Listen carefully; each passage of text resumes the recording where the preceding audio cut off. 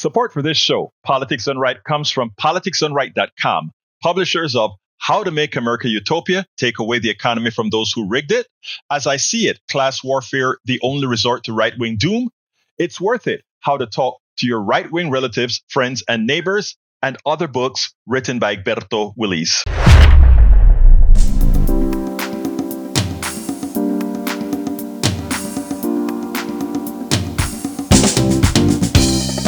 Welcome to Politics Done Right. I am your host, Egberto Willies. This is a progressive program that will take the mystery out of politics. This is the program that will encourage you to make sure government becomes we the people. Whether you are liberal, progressive, conservative, or otherwise, you get to air your point of view. We are an independent media outlet that, unlike mainstream media beholden to corporations, we only owe allegiance to you. Remember, you can also send me a tweet at EGBERTOWILLIES. That is at Egberto Willies. Let us engage. It is Politics Done Right. Welcome to Politics Done Right. My name is Egberto Willies, your host. Good morning, Houston. Good morning, Harris County. Good morning to the great state of Texas. And of course, good morning to Northeast Texas, Southeast Texas, Northwest Louisiana, Southwest Louisiana, and everybody listening to these signals coming from our 100,000 watt transmitter into those magical boxes of the past, but also the present, called what again? What again? What again? Radios. Of course, good morning to the rest of the world. Yes, folks, through the magic of the internet, we're listened to all over. And every day, I'm sure to have good folks from around the world who also love to hear about what's happening in the United States of America. Yes, still the most important country in the world, given its prowess, its power, etc., etc., etc. Let's not lose the world because of incompetent leadership. Let's not do that. Anyway, folks, welcome Art Within on the chat. The first person to join the chat. Would love to know where Art is from. But before I get started here, it's incumbent on me to go to the people that really, really make all of this happen. And who's that? The one and only duo in the studio, which is Howard Reynolds and Jack Van Beppa. Good morning, Jack, brothers. have you seen any of those guys? We're the dynamic duo now. Oh, I thought it was more like Laurel and Hardy. That's a pretty dynamic duo. Yeah, pretty much the Marx Brothers in charge here. Good morning, Egberto. Good morning. I am doing fine. I'm doing great, actually. Oh, that's good to hear. Yes. I was noticing this morning that our Republican candidate for president is trying to distance himself from Project 2025. Yeah. However, most of the people that that wrote this thing were compadres of his. You know, they were friends of his. He's addressed the Heritage Foundation himself. So Yes. he knows what's going on. It's just another big lie. Oh, I don't know anything about those guys just because it's really unpopular. Now, you know, interestingly enough, Project 2025 is not as new as it sounds. Right. They were trying to get Reagan to implement some of their stuff too, and he wouldn't do it. He goes, Right. I don't think so. So they finally found a weak-brained person to try and influence and pass some of their stuff. You know, Howard, if I can interrupt you one You quick can, second. certainly. Just Go to right say ahead. this, because I want to tell you, you just nailed it. That is why so many billionaires are willing to invest in Donald Trump. You said the magical word. They found the weak-minded person who would implement the draconian things that even Republicans know would harm their people.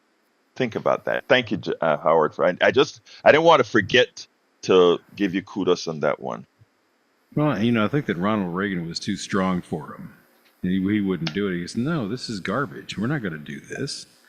And they didn't try it with George W. Bush or any of the other Republicans because they had their own agendas. And they said, no, this doesn't fit in with what I want to do. But the weak mind and overblown ego of the Republican candidate is certainly prime for this. And that's really about all I can say. Jack, you have looks like a quarter page here. Yeah. You got some wisdom. Yeah. Good morning, Egberto. Good morning, my brother. Talk to me. Project 2025 basically gives all power over to corporate interests. Demonizes the poor, but it seduces the middle classes like a vampire, sinking its fangs into your neck, wallet, and purses. Make no mistake, Project 2025 is intended to bleed the middle classes. Look, you nailed it, my brother. You nailed it. Bleed the middle class. Because, when people talk about that's where all the money is. Well, there are so many people in the middle class. Yeah, all the money is, all the rest of the money, that's where it is. All the bulk of the money, yes, it's already earned, not earned, it's already pretty much use the economic system to go to the top.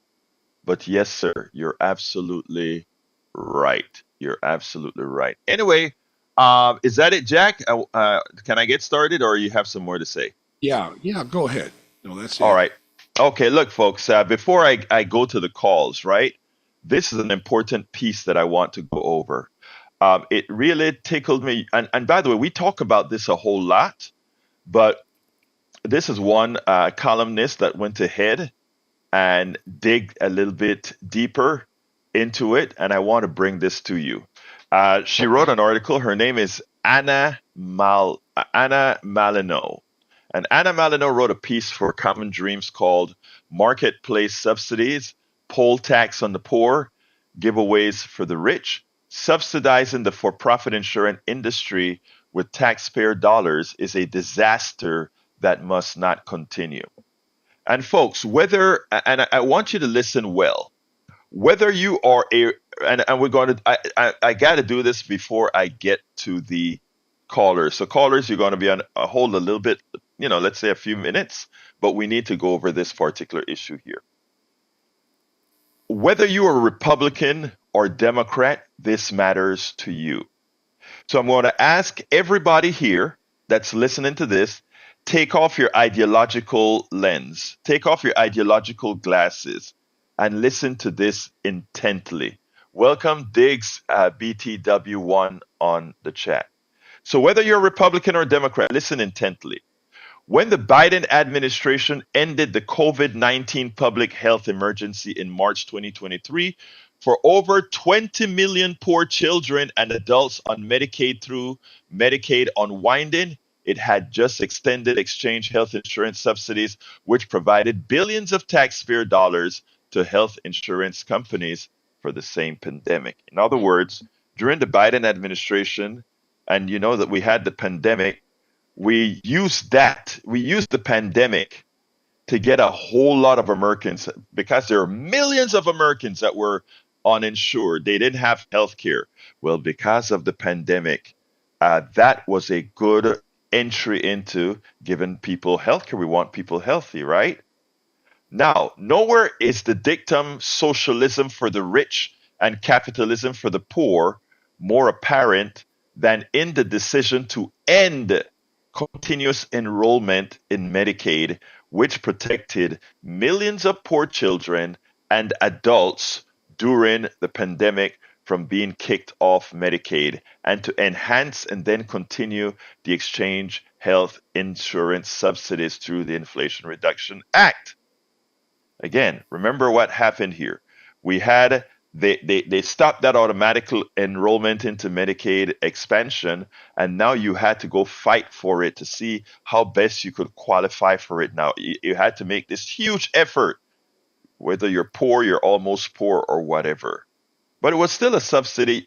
Most people, or a lot of people, still got the Medicaid. But I want to continue here. But KFF.org, a nonprofit health policy research polling and news organization, is sounding the alarm. the results of the 2024 elections will likely play a major role in whether the enhanced subsidies are extended beyond 2025. Meaning, vote for the Democratic candidate or these subsidies will be cut off. This is not a statement of hyperbole. These are statements of fact. Let me continue. Who benefits from the subsidies on the exchanges, also aptly called the marketplace? You know, when you go to healthcare.gov, you get the marketplace. This marketplace is all the insurance companies throw their the plans that they've selected for people onto this marketplace, and supposedly now the American population who don't get insurance from their companies, which now are most, can go on this marketplace and shop for the best deal for insurance that they pay, and depending on how much you make, some of it is subsidized by the government. So let's continue.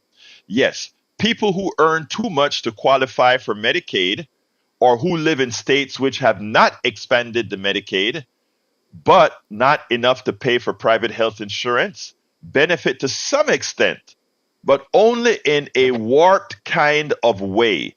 Depending on their level of poverty, these individuals and their families might qualify for zero premium monthly payment with a hefty deductible. KFF.org has a nifty calculator where you plug in your state, income, and size of family and figure out how much a silver plan will cost you. Keep reading the fine print, because even if you have zero monthly premiums, listen well here, folks. I need you to listen here.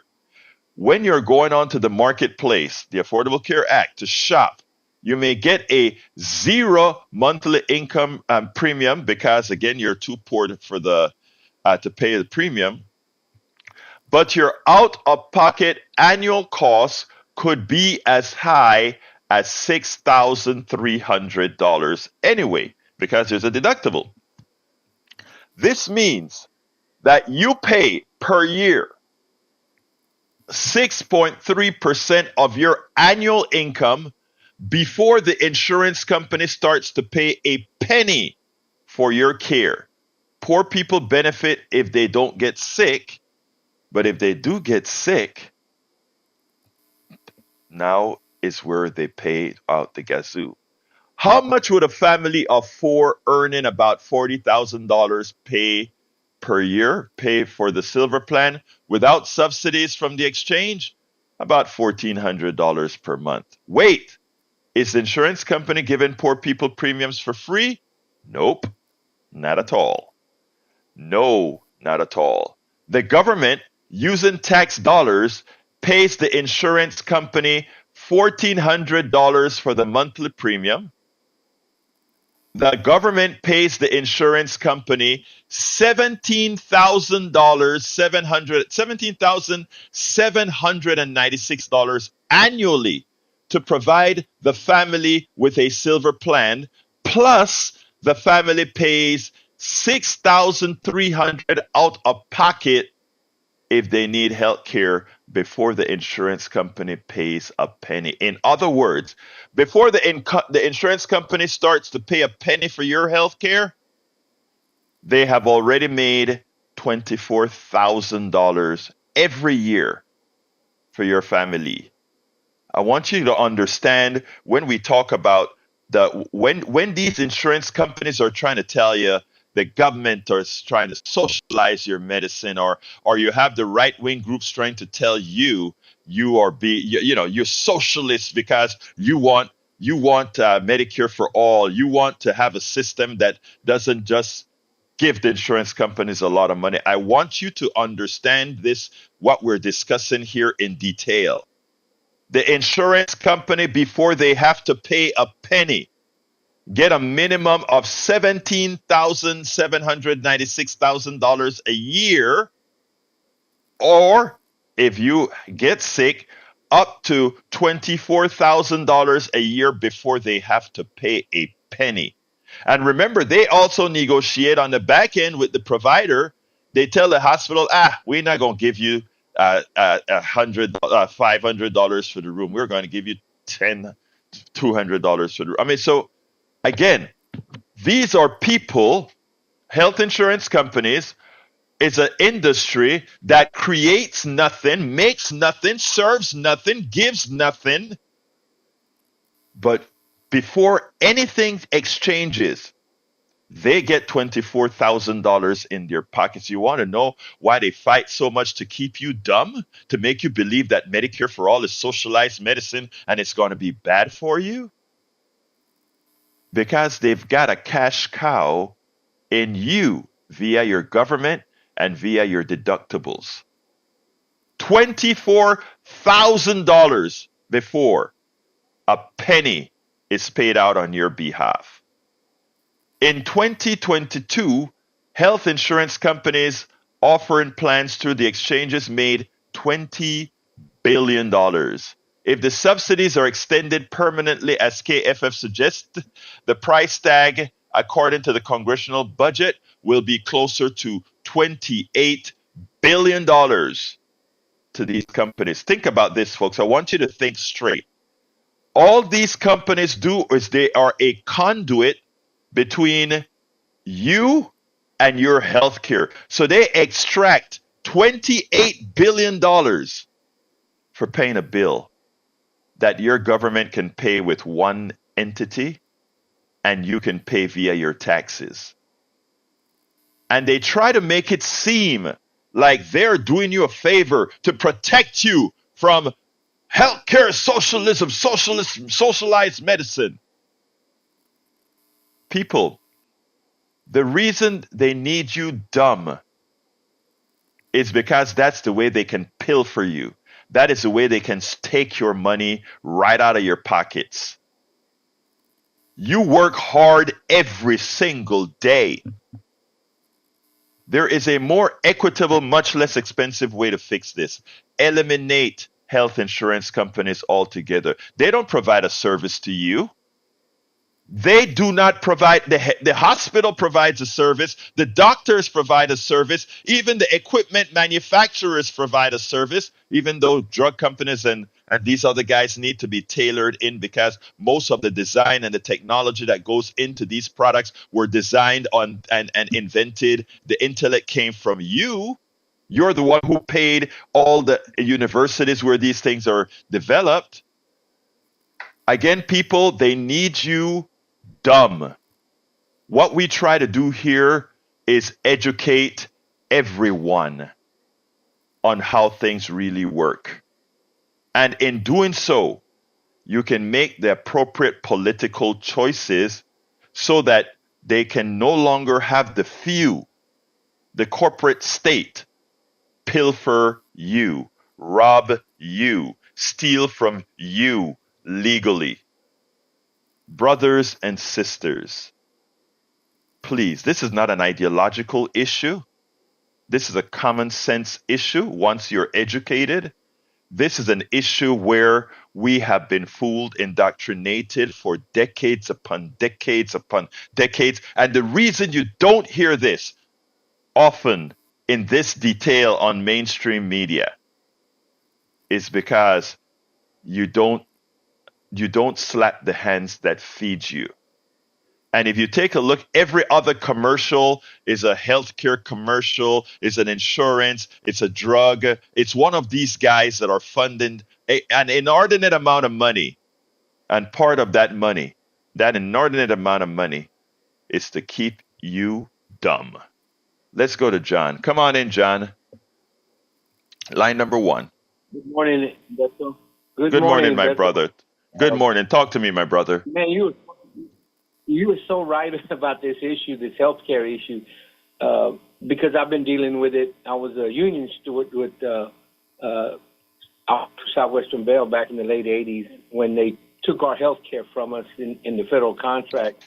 And that's what they use. They use words like, oh, you have a choice. We're going to give you a choice. Well, I didn't want a choice. I had a federally contracted healthcare that I paid no premiums. It was Blue Cross Blue Shield. It was top of the line. But since then, I've been fighting exactly your fight, exactly what you're talking about. Sure, you can afford. I can afford the premiums, but I can't afford the deductibles. Deductibles, right? And Yeah, that's what they kill you, and you have no choice. So then you're stuck when you get to be 74 years old, or actually younger than that. But you get bombarded by people trying to scam Medicare, Yep. and they use the same argument over and over and over. And so, yeah, you do fight that. And so it gets to my point with words. Use a few words, keywords. Hey, you're going to get this free. Well, nothing's free. I paid into Medicare for 40 years. So there's nothing free about it. And I've had to deal with scams, and you have to, as an elderly person, you have to deal with it. And so they use words, just a simple word like choice. And again, my idea yesterday, I sat there and listened to all these pundits talk yesterday and how they're fighting Kamala. And they use words like, oh, they're going to deal with the border by just bringing up the border. It doesn't matter what they say about the border.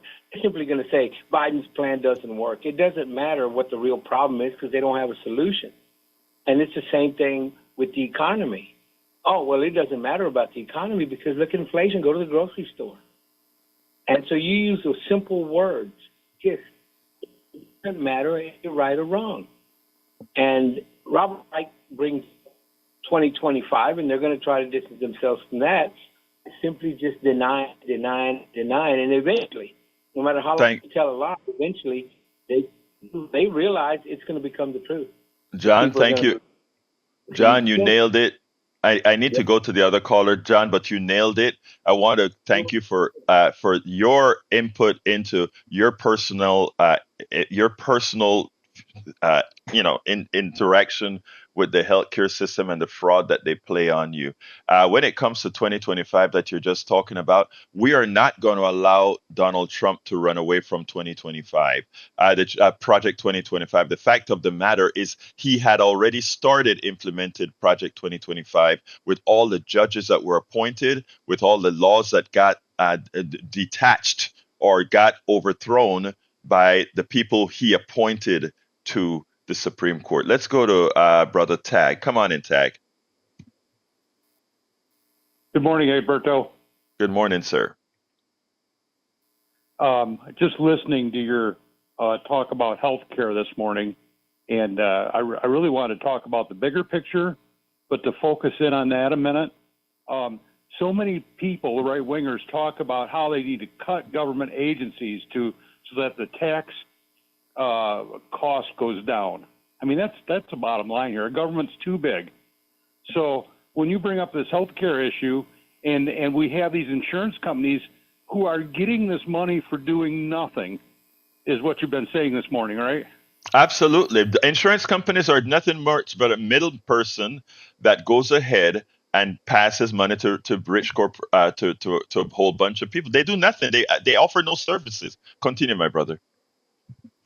Right. Well, the whole point is that they're getting money from the government on our behalf before they give us anything. Right. So basically, if the right wing wants to eliminate the whole healthcare system, you'll get rid of that. But that's not going away. The insurance companies are still going to be there collecting money from somebody, and that's why what they're saying makes no sense at all, because the insurance companies are still going to be there. The insurance companies are going to be the last guy standing. If they get rid of the government agencies like Medicare, Medicaid, they get rid of that. You still have your insurance companies there with their hand out collecting money from everybody. You nailed it. You nailed it. The insurance companies would actually get bigger because at least with the government, in as much as they are getting ripped off by the insurance companies, now it's going to be individuals getting ripped off by the insurance companies because nobody wants to have the potential of $100,000 bill. So the insurance company is going to keep command. And now, whereas the government has the power of protection because of its size,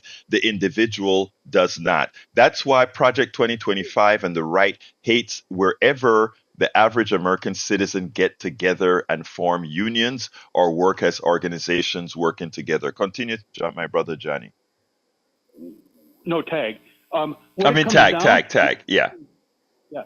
What it comes down to is the insurance companies, and this is something that everybody hates universally, right wing, left wing, whoever you are, they hate this, that the insurance companies are right now cooking the books to try to convince us that we need them more than we need the government. And that's a very dangerous thing to fall into. But the bigger picture here, which I really want to talk about briefly, is the $1.7 trillion tax cut that the rich got back under Trump. And it was all given out under the guise of trickle-down economy, okay? It's time that we Americans stick a fork in this idea of a trickle-down economy. It doesn't work. It'll never work. And all it is a way to move money from the poor to the rich. And until we stand up and say, no, hell no, we're not going to participate in a trickle-down economy. We're not going to give the rich any more tax cuts. We are going to be slaves to the 1%. And we just can't do that. You nailed it. We need to have a government. We need to have a government running interference for us against the 1%. We can't have the 1% using the government against us.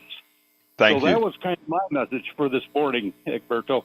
Tag message well received and message absolutely right. Thank you, my brother. Thank you. Have a good day. Bye-bye. You too. Let's go to Brother Johnny. Come on in, Brother Johnny. Good morning. So there are a bunch of people all working together under one roof, employed by the corporate industrial oligarchs, people with different disciplines, lawyers, accountants, forensic accountants, wordsmiths, people who decided to cash out and not work in journalism per se or advertising. They all work under the roof of these buildings that we more commonly know as think tanks. And they've been doing this for decades, started by the Koch brothers, I believe. They were the first ones to start funding this thing called a think tank. And what those guys do, working under one roof, their whole mission is to undermine the cooperative spirit of other people working together under the roof called Congress. And their goal, like you and Captain Reynolds Rap has said, is to exploit and manufacture more weak-minded people. And we all know what happens to cows when they no longer can be milked. They get put out to pasture, so to speak. The cattle eventually wind up in the slaughterhouse. So, not to put a fine point on it, which I am not interested in my mindset today, given my mood, I would say that this sleight of hand that the so-called advantage companies do, they're allowed to do because the people who work with them are constantly pressuring and lobbying members of Congress, and they do it to both the Republicans and the centrist Democrats. And what we're seeing unfold in front of us is the demolition, the unwinding of our governmental structure. That's what they need. That's part of their process of making weak-minded people. Donald Trump, he's not the only one. Don't forget, 70 million other weak-minded people voted for that schmuck in 2016, including my family, I'm ashamed to say. We're in trouble, guys. We are in big, big trouble. And we have to, if we get into the White House again, we have to take to the streets, because I don't care if it's Kamala Harris or whoever they put in there, the DNC, the centrist Democrats, they are determined to put two centrists in there as president and vice president. We still got an uphill battle. It's going to be literal and figurative in the streets. So I hope they listen to me. I hope you're correct, Egberto, when you told me yesterday, oh, yeah, they will very likely put some progressives in the cabinet. Well, let's see. I'm not that hopeful. I'm not holding my breath. Even if they do that, we still have to get into the streets. Just giving you guys a heads up. And when you do get into the streets, those morons with guns and knives who don't like us, they will provoke us. They will look for an excuse to get us to fight them first. Now, we got to be prepared to fight back, but if they fight first, it's only common sense. And we got people who are volunteers who can document this stuff in real time and transmit. That's the only thing that's going to save us legally, I think. Anyway. Johnny, let me just tell you, first of all, the first thing is to get somebody that will listen to progressives in office. That's step number one. That has to be done. Step number two is not do what we did and I don't know if you remember that Obama during the Obama campaign in 2008, we had I forgot what it was called, OFA, Obama for America, I think is what it used to be called. And that was a great, huge grassroots organization. And if you take a look at what happened to that, it was dismantled because, again, they feared it. It was one cohesive group that got things done. That's the only reason someone like Obama could have been elected in 2008, because it proved that grassroots movements work. Now, here's the thing. Just like you're talking here on the radio, we are going to have to stop being just radio warriors and keyboard warriors and do exactly what you said. Let them know we will be in the streets for policy.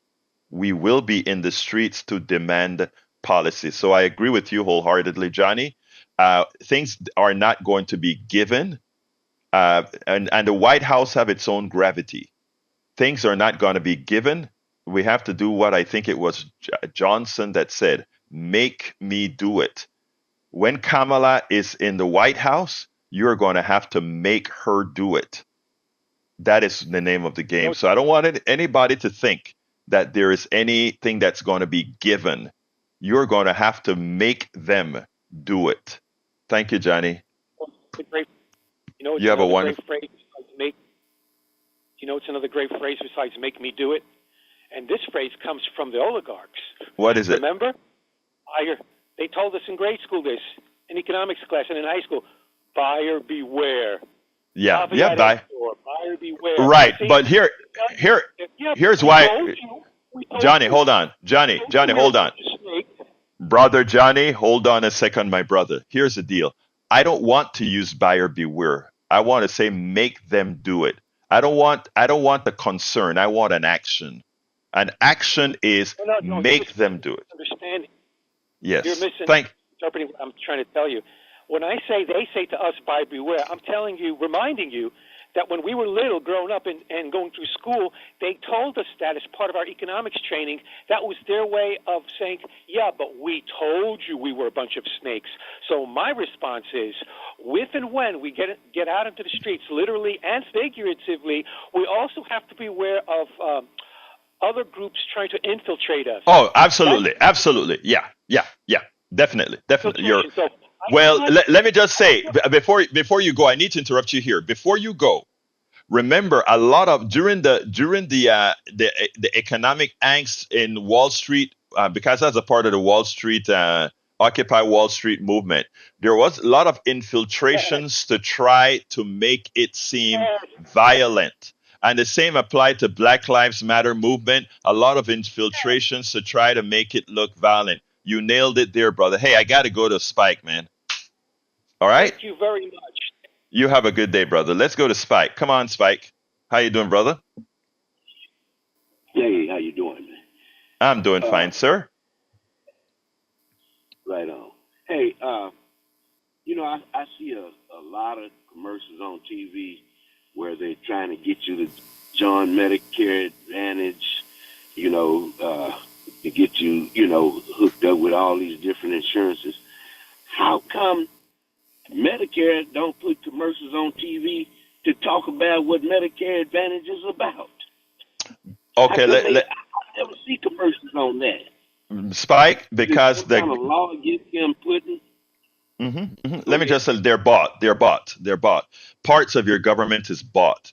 I mean, Medicare Advantage only occurred because Congress allowed Medicare Advantage to occur. Medicare Advantage should be called Medicare Disadvantage. Look, if you are they've made Medicare Advantage seem like the better option for older people. Look, the way it works for people who don't have the ability to pay for a Medigap plan, they get you by saying it costs you zero and we cover you. Of course, that's not the truth.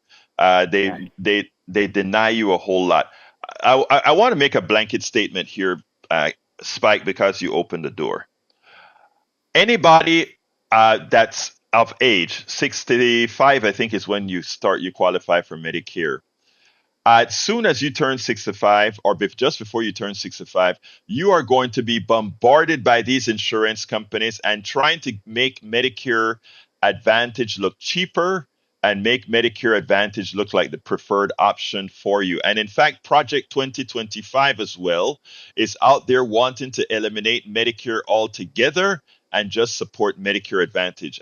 I'm going to let you speak, Spike, but I want to get this out to the public. uh, they are constantly asking you to defy math. The private sector could not possibly pay for your health care at a lesser cost than the government because they have overhead of paying their executives. They have overhead of many different overheads. So it will always cost more. And you know who pay that more? You do, whether by them denying you service by saying, nah, we don't think you need that x ray. No, we don't think you need that. Now, the government pays 20% more to the Medicare Advantage companies to administer your Medicare than if you got Medicare directly from the government.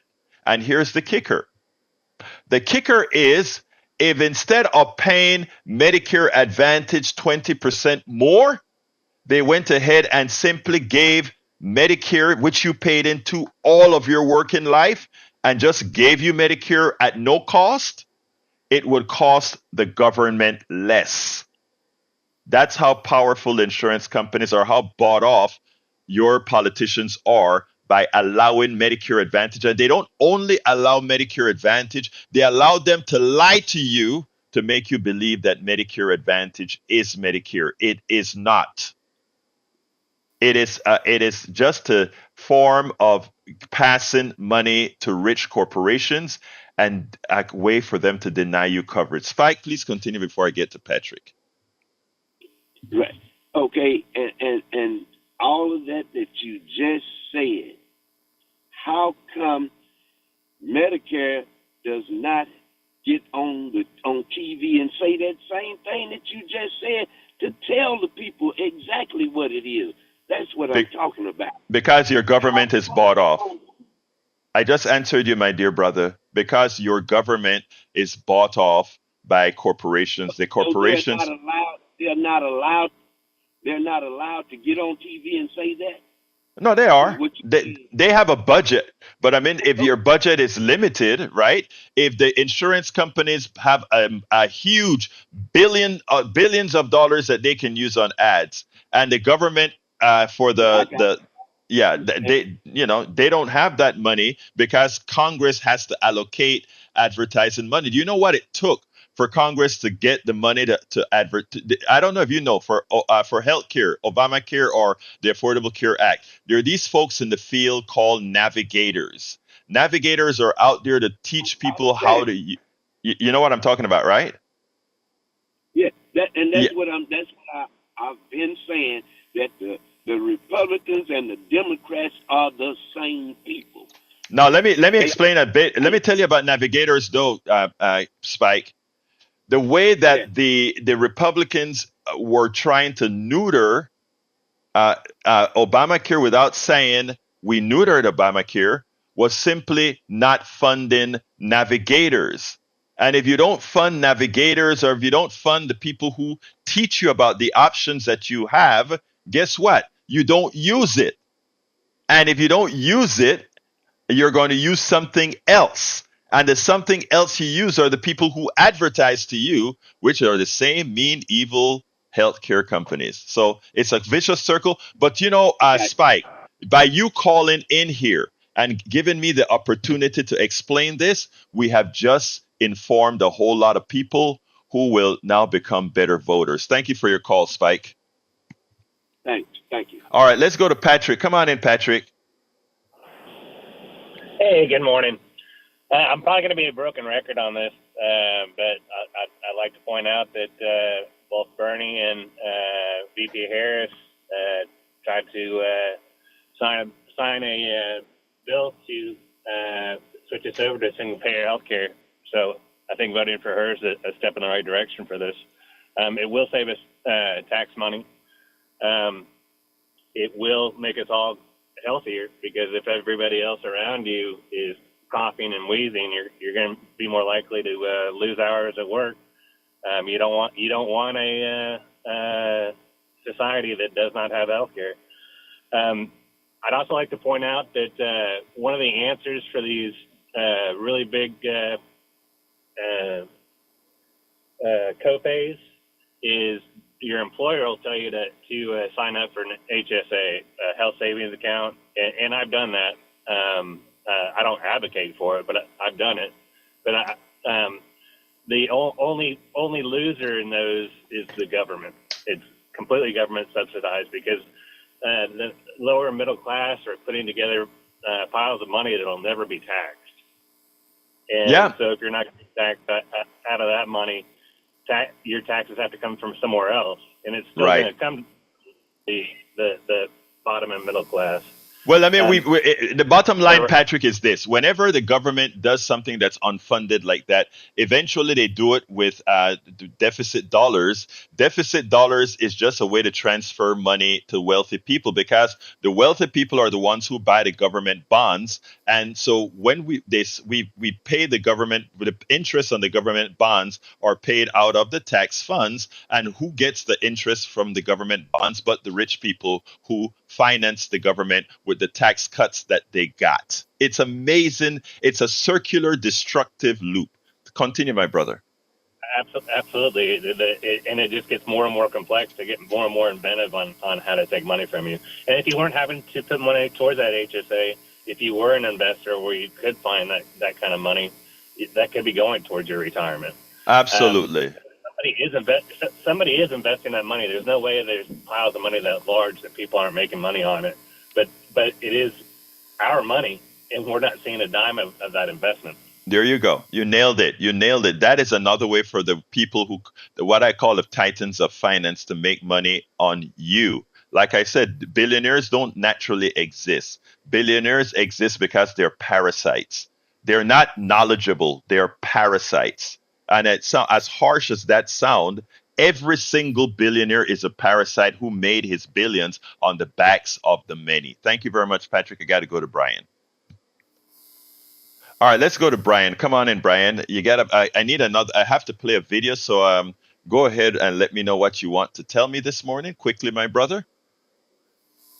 Okay. Who chose Kamala Harris to be the president? Was it the people or somebody in a someplace? Kamala Harris was chosen just like the president was chosen. Who voted That's her your in? answer. Say that again? Who voted her in? The people. Okay. Everybody who voted for a delegate. Everybody who voted for a delegate in the Democratic primary voted her in through their delegate. Just like the president was, just like Trump was installed by a minority of the population because he had more electoral college votes, which is representative of pieces of each state. And I don't think you think that we should get rid of Donald Trump in the year 2016. That's how Kamala was elected, through the delegates, like Trump was elected through his electoral votes. So in Chicago, it hasn't been held yet, right? But she's the presumptive. She's a presumptive nominee. She's a presumptive Democratic candidate. Yes. And if somebody wants to challenge her at the convention, they could, but nobody of substance will, because we pretty much want her as our candidate right now. So the people don't want Bernie Sanders. They don't want Hillary Clinton. Bernie Sanders has already called that he supports her. He's already said he's not running, and he supports Kamala. So she was chosen and not elected, right? No, she was she was chosen by the delegates, like Trump was chosen by the Electoral College. We are a representative democracy, which is something people on the right always like to say. which is the truth. We're representative democracy, but the problem is we are not all that representative because the right wing has more representation based on how votes are allocated. So we have to work doubly as hard. Those of us who are Democrats have to work doubly as hard, or not doubly, but more harder to garner the same political power. That's a statement, a mathematical statement of fact. No, it's not a blue or red state. It's blue or red cities. If you look at No. It doesn't. No. Again, it doesn't matter. There are more people that support progressive policies than there are people that support policies on the right. That's a statement of fact.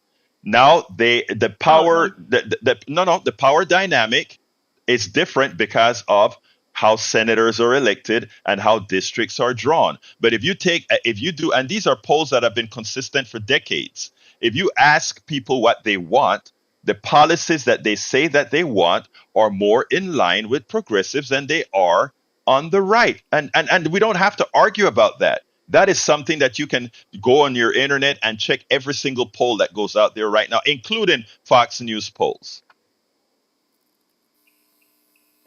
No, you need to look on the map and you'll see that the majority of the country is red.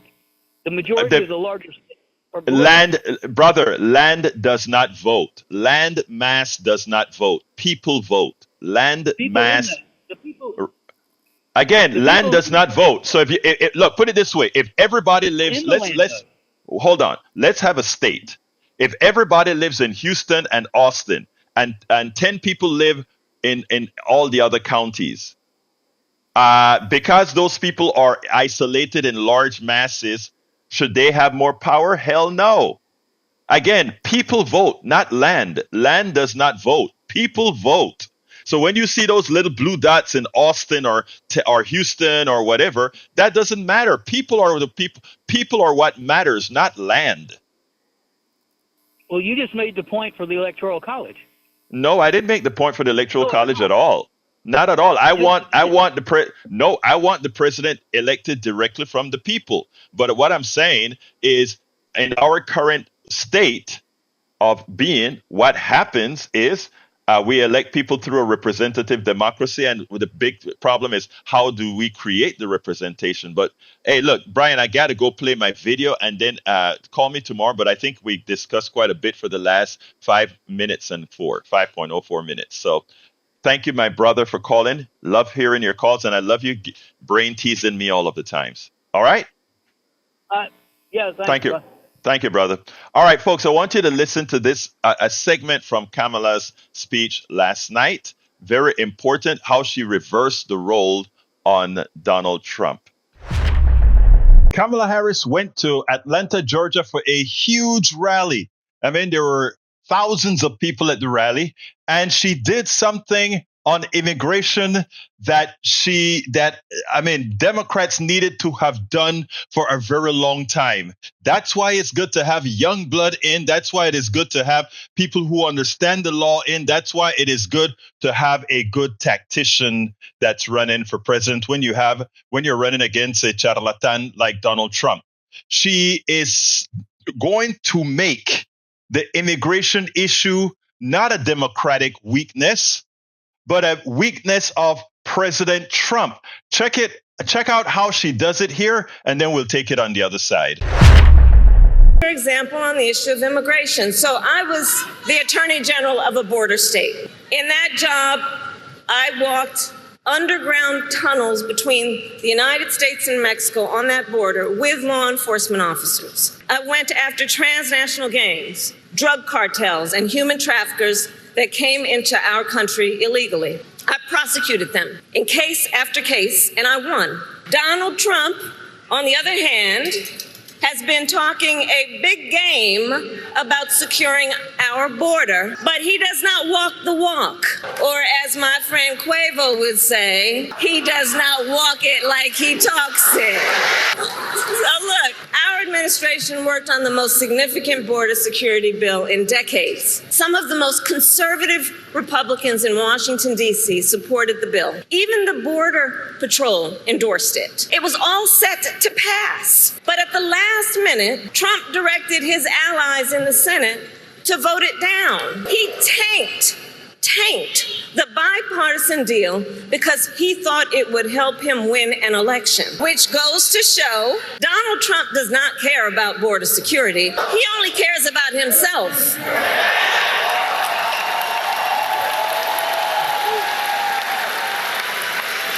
And when I am president, I will work to actually solve the problem. So here is my pledge to you. As president, I will bring back the border security bill that Donald Trump killed, and I will sign it into law and show Donald Trump what real leadership looks like.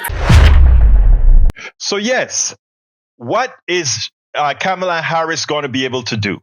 She is going to be able to show that when it was time to solve a particular border problem, day in and day out, she has two things to say. With executive action by the president himself, he's been able to calm the border crossing. Even though we don't particularly like the means he had to use, he calmed the border crossing to a position less than when Donald Trump left office. But secondly, when it was really time to solve the problem, using a conservative plan, a bill that was written mostly by a conservative senator. Donald Trump was not interested in solving the problem. He claimed that the people coming over the border could actually be a threat to the United States. It could also bring terrorism, all this kind of stuff they like to talk about. So if he really cared about the country, he would not have said, don't sign the bill. Even if the bill isn't a perfect bill, if it's going to solve some problems, sign the bill and we can move on. And if in his case, if he thought he was going to be president again, we could make it better when I become president. But he is not interested in the problem. And what Kamala has started to do is to bend that problem, bend the immigration problem, and make it a Donald Trump problem. Immigration failure, Donald Trump. Immigration failure, Donald Trump. Well done. And that's what I'm talking about. You know, it's amazing because this is the kind of policies that were done for a long time. Okay, we're short on time, so I got to take the other calls real quickly. Joni, come on in, my dear sister. Okay, Joni, I think you're going to be there in 1 second. There we go. Hello. Joni, you're on. Yeah, you're here. Can you hear me? All Yes, right, I can. So that clip just underlines the hypocrisy that the right is demonstrating right now. And I'd like to point out that that the right would not be winning. You would not see a lot of red if there weren't the gaming of gerrymandering going on. Anyway, that's all I have to say. Have a good morning. Thank you very much, Joni. All right, let's go to Harry. Harry, you got a minute. Okay, well, Egberto, I like that piece you played there. You're absolutely right. The Republican, Donald Trump, was not interested in solving the problem with the border. However, though, the Democrats have to take some blame for this, because when they had a Democratic Senate and a Democratic House, why didn't they try to pass a border plan then when Joe Biden first got in there? Now, Let me tell. Okay, I got to answer that because that's what a lot of people ask. That is because of the arcane laws in the Senate. You need 67 votes. All right, you need 60 votes. 6-0. There were not 6-0 Democrats there. Continue. Okay, they didn't have it. Okay, that's why they didn't do it. Okay, I get that. I understand. Okay, you guys have a good day. Thank you very much. Let's go ahead and go to, I think Augie's on line 1. Come on in, Augie, line 1. Good morning. For Brian, 3 million people voted for Hillary than voted for Trump. When Biden ran, 7 million more people voted for Biden than Trump. If Harry's interested in people, that's what the people voted for. But in the first case, the people didn't get what they wanted. They got what the Electoral College said. And as far as the Democratic National Convention, it's electees, not the people at large. The election is later on. So the people have talked, and that's what they wanted. They wanted Hillary before they wanted Trump. The people wanted Biden before they wanted Trump. And thank you, my brother. Thank you, Augie. Thank you very much for your quickness on this one. We're running out of time. Okay, Johnny, you got 30 seconds. Real quickly, thanks to both Harry and Augie. And here's the teeny tiny fly in the ointment I see after you played that Kamala Harris soundbite. Here's the problem. There's nothing to stop Donald Trump from doing that again, because why? He's not in prison like he should have been a year and 6 months ago. If he was in prison, he would not have been able or had interest in calling on his phone privilege outside the free world to tell his friends in the Senate to scuttlebutt that legislation she was referring to. Here you go. Thank you, brother. Have a good one, Johnny. Hey, in the chat, want to welcome Melanie Keelan from Barcelona, Spain, Eric Hayes from King Huertas, Neo Maxim, I don't know where you're from. We have Michigan with Art Within from Detroit, Michigan. And we have Dig BTW. Hey, what's up? I don't know where Dig EW is from. Anyway, thank you for that great conversation. And since we're at time, let's pass it to the geniuses in the studio. Well, we're still looking for those geniuses in the studio. Have you seen them, Jack? He says no. What you got, man? I don't have anything. Come on up here. Well, Project 2025 is just a very big hazard to the whole nation. Absolutely so. Folks, again, remember, Donald Trump is trying to distance himself from Project 2025. He cannot. The implementation has already started. When you see who he named to the Supreme Court, Project 2025. When you name who went to the district courts, Project 2025. When you look at the tax policies he implemented, Project 2025. So don't be fooled. Donald Trump is Project 2025, and it's a farce on you. I want to thank everybody that listened to us today. I want you to not just take what I say at face value, look it up. I have no fears of you trying to second guess or double check the things that I speak about. Anyway, got to get out of here. Please go to Politics Done Right. I can't say that. What I need to say is all the information that we talk about is at politicsdoneright.com/newsletter, including the videos that we didn't cover on the program. My name is Egberto Willies. This is Politics Done Right, and you guys know how I end this baby. I am what? Out! Support for this show, Politics Done Right, comes from politicsdoneright.com, publishers of How to Make America Utopia, Take Away the Economy from Those Who Rigged It, As I See It, Class Warfare, The Only Resort to Right-Wing Doom, It's Worth It, How to Talk to Your Right-Wing Relatives, Friends, and Neighbors, and other books written by Egberto Willies.